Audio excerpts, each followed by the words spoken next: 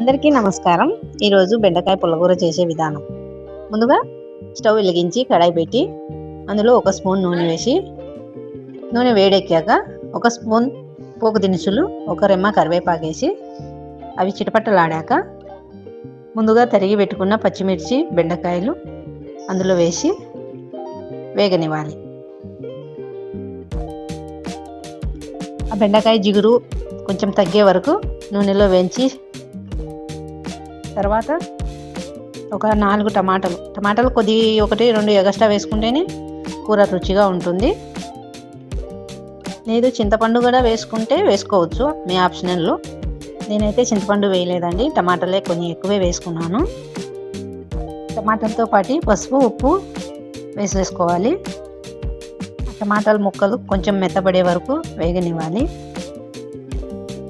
తర్వాత 1 స్పూను నీళ్లు వేసి బాగా ఉడకనివ్వాలి. అంతా దగ్గర పడ్డాక